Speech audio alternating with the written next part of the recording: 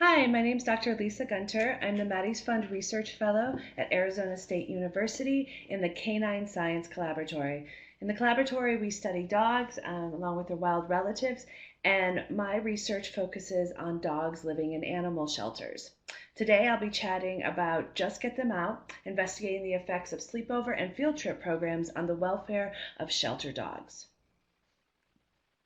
So, a little bit of background. When we consider the situation of dogs in animal shelters, we step back and we say, how many dogs are living here in the US? And most recently, that was estimated around 78 million dogs live in the US. And about 10 years ago, PetSmart Charities did a bit of work to try to understand the dogs that are living in homes, and they found that about 20% of dogs that were living in homes were adopted from animal shelters. Each year, we have over 5 million dogs that enter one of the 7,000 animal shelters here in the US. Of course, those are just estimates, but it gives us an idea of the scope of the issue. And I think one thing to consider for those of us who have been in sheltering for a while is that things have definitely changed over the past 2 decades. In the 2000, it wasn't uncommon for dogs to come to the animal shelter. They're there about 10 days. Either they're adopted, returned to their owner, or euthanized. And that's not necessarily the case today. Many dogs that end up coming to shelters are adopted or returned to their owners, and somewhere around 14-15% of dogs will be euthanized. And so our kind of goal in some of the work that we're doing is trying to help those dogs that could be rehomed be rehomed. So what is it like for a dog living in an animal shelter? And I think we have to consider the potential stress that a dog could face in the shelter and how that could negatively impact their welfare. I think one of the stressors that I think us humans are quite sensitive to is this idea of excessive noise. And in fact, noise has been probably one of the most well-studied sort of stressors or environmental factors in the shelter. And we find that noise levels can range anywhere from 65 to 125 decibels.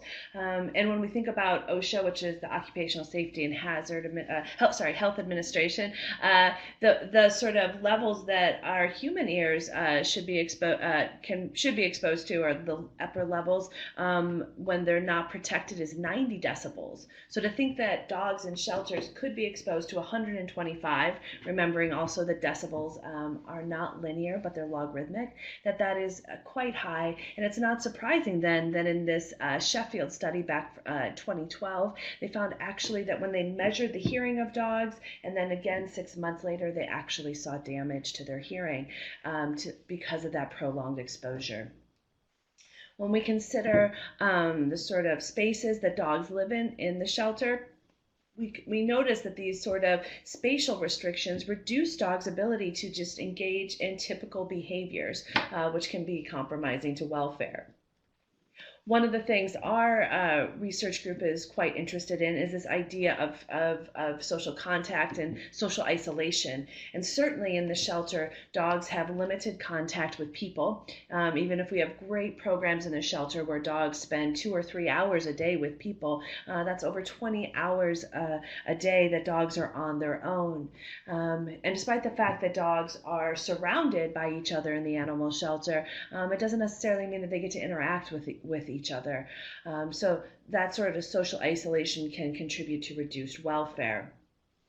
For dogs that are coming from homes surrendered from their owners versus, say, strays or returned adoptions, we see that those dogs that are coming from homes show increasing levels of cortisol on entry, suggesting that perhaps that sort of loss of attachment figure could be contributing to decreased welfare. One of the sort of psychological or a couple of the psychological impacts that sometimes I think we may not be considering is this idea of lack of control and lack of predictability. And certainly the predictability thing, we can quickly sort of understand this idea of a loss of a routine. And usually one of the few things that is routine in the animal shelter is mealtime. And so then it's not surprising that we often see a lot of excitement with the dogs barking and jumping and in anticipation of mealtime. But in our homes, it's quite different. Dogs are able to go on walks. They know when those walks are going to happen with their owner, when their owner wakes up, when they go to work, when they might come home, and take a lunch break and let the dog out. So there's sort of that lack of routine in the animal shelter to the level that we have in a home. And certainly there's a lack of control. And when we think of lack of control, think of it like this guy here in the slide, right? He let's say, based on his body language, he enjoys interacting with people. And previously to this, before his stay here in the animal shelter, he enjoyed hanging out with people, and he would approach people with soft eyes, soft ears, wiggly body, and anticipation of an interaction. And when we kind of consider the shelter, that doesn't necessarily always play out. In fact, social dogs that enjoy interacting with people, they may approach the kennel front as people walk by, and instead of stopping and interacting like what the dog is used to, the folks just keep on walking. And so that sort of lack of control, those old ways that don't work anymore in the shelter to allow for social interaction, can lead to what Deborah Wells has called an apathy-like behavior in dogs. And we see that with staying at the kennel back, not necessarily coming up to approach, even though we know that they're likely social dogs. So I think in all, when we're considering all these potential stressors in the shelter, and we're trying to save the lives of more dogs in shelters, I think it's important to really consider their welfare, because they're not staying for perhaps just a few days, but they could be staying for weeks, maybe months. And so that idea of that sort of proximate welfare, what they're experiencing on a day-to-day basis, certainly needs to be taken into consideration. And so, is the shelter stressful? What work has been done to try to understand this question? And to do that, researchers have used cortisol. It's one of the most widely used physiological markers of stress in the shelter. And when we take a look at studies that have used cortisol to try to understand what dogs are experiencing, we can take a look at dogs that are living in homes and those that are living in the shelter, and comparing their cortisol levels. And we find, in fact, yes, those that are living in shelters have higher levels. But one could certainly say, hey, well, those are just two different groups of dogs. Perhaps it would be helpful to look at the same dogs. And so some work done by Rooney, Gades, and Bradshaw in 2007 took a look at dogs that were in homes and then were going to a kennel facility for training. And they found that even the same dogs that were in homes and then coming to that kennel, researchers saw a threefold increase in cortisol when they entered the kennel.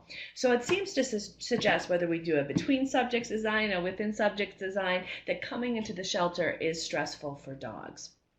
And so what can we do to improve then the welfare of dogs in shelters as while they await adoption? And so one of the most well-studied interventions in animal sheltering is human interaction. You can see by the many references here that human interaction is a popular type of intervention.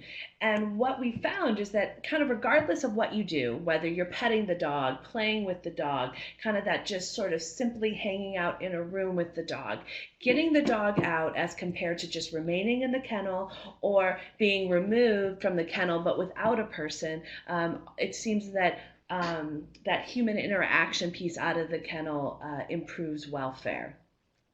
So with that in mind, our group has kind of looked at two different types of interventions that are focused on human interaction. This idea of temporary fostering, so dogs staying 1 or 2 nights out of the shelter, and then also this idea of short-term outings where the dogs go out for a couple of hours. So for shorthand, we'll just call this sleepovers, the temporary fostering, and for short-term outings, calling those field trips. And so our work on sleepovers was published last year in PeerJ, so that's open access, and you can take a look at that. I'll just be kind of mentioning some of the highlights today, but you're welcome to access that. It's open and free to read. So, to test this idea of temporary fostering, we worked with 5 shelters across the US, and we either investigated just one night out of the shelter or 2 nights. And we looked how that affected the dog's urinary cortisol levels and their longest bout of rest. And so, here are the 5 shelters we worked with. And we worked with a diversity of shelters, not only geographically, but the number of dogs they would take in each year. So, we look at our collaborators up in Montana, Humane Society of Western Montana, and they take in only about 600 dogs a year during the time the study was conducted, whereas Lifeline Animal Project at DeKalb was taking in 6,000. We also have the dogs living in a variety of different living conditions, different kenneling, different densities. So we have a nice representation of shelters in our study. And so one of the reasons why we use collect urine and measure cortisol levels, we measure cortisol to creatinine ratios, is it provides a nice reflection period, usually somewhere around 2 to 4 hours, and it's less stressful than drawing blood from the dogs or even saliva swabs. So for the purposes of our sleepover study, we're going to be collecting urine and measuring their cortisol levels before they go away on the sleepover, during the sleepover, and after the sleepover. And because there can be sort of diurnal fluctuations in cortisol, we're measuring their cortisol all at the same time. So each morning we're collecting urine, and that's between 7 and 9:30 each morning. And so at Best Friends, we just tested a one-night sleepover. So we just had 3 different time points, one morning before, one morning during, and one morning after. But all the other shelters I'll be showing, they were 2-night sleepovers. So we have 2 mornings before, 2 mornings during, and 2 mornings after. And we also had dogs at 4 of our shelters that were doing the 2-night sleepovers. We had them wearing pet pace health monitoring collars, and so that helped us get the dog's longest bout of rest before, during, and after sleepover. And so this idea of the longest bout of rest is an uninterrupted measurement of rest for the dog. And so what we see here, just sort of quite basically, when we sort of say, okay, let's look at before, during, and after, is that we see that going out on the sleepover significantly reduced the dog's cortisol levels. But then we see, upon return, that the dogs do, in fact, their cortisol levels do increase again. No higher than before, but it does kind of go up to their baseline shelter levels. And when we look at the data from our 4 different shelters that did 2 nights of sleepover, now each one of these shelters, we had 40 dogs going on sleepovers at each site. So each little square represents 40 approximately 40 different dogs. And what we see here is that while our shelter here in Phoenix, Arizona Humane Society, they had the highest those before sleepover levels, and also saw the biggest benefit from sleepovers. And when the dogs come back from sleepover, their cortisol levels are still lower than when they left, but higher than on the sleepover. And at our subsequent shelters, we find that yes, we do get a drop from the sleepover. That sort of magnitude of the effect of the intervention leaving the shelter seems to sort of change depending on where the shelter starts, and the sort of magnitude of that effect can change. But all in all, we find that yes, they get a bit of a benefit leaving the shelter. When they come back, it's usually they return to the same levels that they were before. And when we take a look at the dog's longest bout of rest, we see that before, in the shelter, the dog's longest bout of uninterrupted rest, depending on the shelter, somewhere between 150 and 190 minutes. So that's kind of like the longest nap that they're getting. And we see that when they go out on the sleepover, that for most dogs, it's significantly increasing, particularly for the dogs at DeKalb. They're getting now somewhere in the neighborhood of 280 minutes of uninterrupted rest. That's the longest of those bouts. But the nice thing we see is that even upon return to the shelter after the sleepover, we still see longer bouts of uninterrupted rest than we did even before. So it seems to be a bit of a carryover effect on rest upon return to the shelter, and that sort of lines up with anecdotal reports from staff that they said that the dogs were a bit less anxious, agitated, they were moving around less and seemed calmer and laying down in their kennels. So, kind of answering our first question about sleepovers, we find that 1 and 2 nights of fostering out of the kennel reduce dogs' cortisol and increase their longest bouts of rest without significantly increasing cortisol when they returned to the shelter.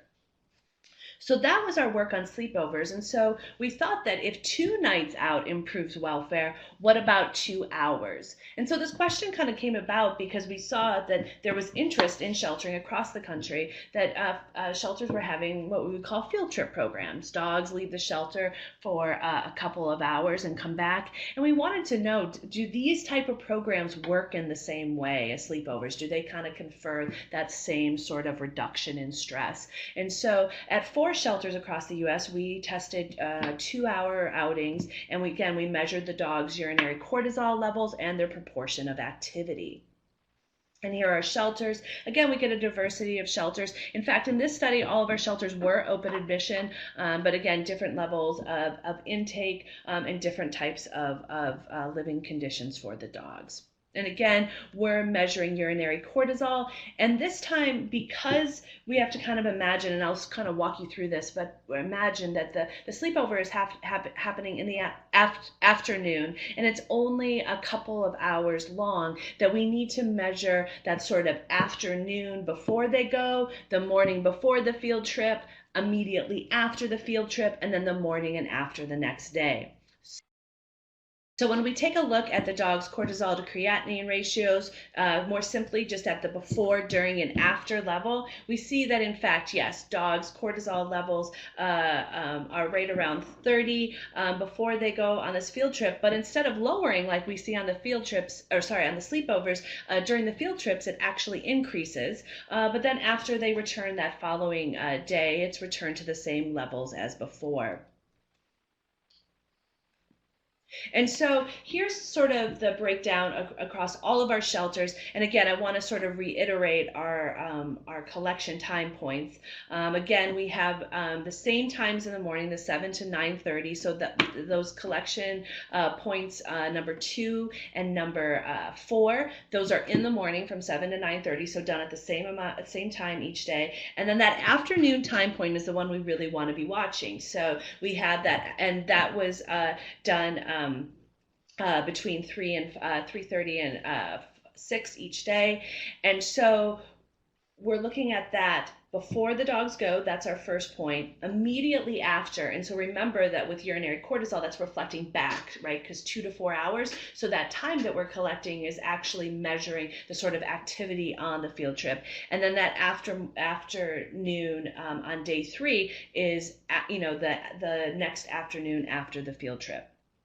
And what we see is that for most shelters, that afternoon and morning levels, with the exception of Detroit, is virtually, it's around the same amount, maybe a little bit elevated at Lifeline in the morning. But we see for all of the shelters that we see an increase during the field trip. And then when the dogs return after the field trip, that day 3, morning and afternoon, their cortisol levels drop back down. With Lifeline, we see a bit of a different sort of trajectory of their data there. One explanation that we that may explain that data is that they're at Lifeline, they co-house the dogs with several per kennel, sometimes upwards of 5 or 6 dogs. And so it's possible that coming back to the shelter and returning to those the kennels, it may have been a bit more challenging for the dogs to acclimate back into the group, and that could explain why it took a little bit longer for them to return to their baseline levels. With Detroit, the interesting thing, and perhaps why their data looks differently, and we see a difference between their morning and afternoon values, which again is different than the other shelters we had in the study, is in fact they closed early. They would close each day around 3. So it's possible that sort of afternoon reduction that they normally have may be a result of virtually little to no human activity. But even in that case, we do see that sort of afternoon, that day 2 afternoon during the field trip was higher than the afternoons before going on the field trip and after. Okay. So one of the things to consider when taking a look at those cortisol values is, in fact, cortisol is just arousal. And so, is it possible that the dog's activity could just be that the higher cortisol levels could be explained by activity? And one of the things that I didn't mention is that, in fact, we controlled for their activity. So when we look at those values, it's considering the dog's activity levels. But we also wanted to look at their proportion of activity across all different types of activity. So, as I mentioned before, the dogs were wearing accelerometers, and we broke up their activity into 5 different levels. We took a look at all of the data of their activity and the increasing levels of the sort of vigorousness of the activity, say. And so Q1 is going to be our lowest levels of activity, and Q5 is the highest levels of activity. And what we see is that on the mornings, so these are at time point 2 and time point 4, we see that their activity levels are virtually the same. They're getting a lot of like lower activity and not too much of the higher levels of activity. But the interest, and we see on the afternoons, so that first time point and the last time point, that again, their activity levels are pretty similar across those 2 afternoons, which is nice. It seems to suggest, like we saw in the data, that their activity sort of is the same before and after the field trip. But where the activity really differs is during that field trip. And in fact, yes, that they are getting much more higher levels of activity. You can see the Q4 and Q5 types of activity are the highest. And unlike before and after the field trip, they're not getting as much lower activity or rest. So, unlike our findings about sleepovers, our data suggests that field trips likely contribute to increased cortisol as compared to what the dog's values are before and after field trips. So, what are the sort of takeaways here then? Well, I think when we think about sleepovers, yes, sleepovers have been shown to increase bouts of rest, lower cortisol, and certainly they make this an intervention. It's a great addition to any sort of shelter enrichment program where you want to improve the dog's welfare. You want to give them a break from the shelter so that they can rest and recharge. Sleepovers definitely seem to do that, and it seems, again, remember, we're working on averages here, but it seems for most dogs that they're beneficial. Now, with regards to field trips, they work a bit differently. We're seeing that field trips increase cortisol, along with we have higher activity and decreased lower activity. So this intervention is probably going to be more useful for adoption, for kind of starting up your fostering efforts and kind of having that sort of stepwise approach and getting folks from the public to come in and perhaps take easy dogs on field trips so we can get them hooked on fostering. But it's probably not going to have that reduction in stress that we've seen on sleepovers. But again, it can work differently, perhaps for aiding adoption and fostering programs. So with that, I want to thank my collaborators, Rachel Gilchrist, Emily Blade, and Clive Wynn, all here at Arizona State University. And that's a photo of Emily and Rachel and all of our many, probably at this point, thousands of urine vials we've collected, along with Erica Fierbacher and Joanna Platzer, our collaborators at Virginia Tech. And of course, I want to thank all of our shelters. We absolutely could not do this work without them. So many, many thanks to them, as well as our funder, Maddie's Fund, for funding our work and allowing us to do this research. And with that, I want to thank you, and feel free to email me if you have any questions. My email is lgunter@asu.edu. Thank you.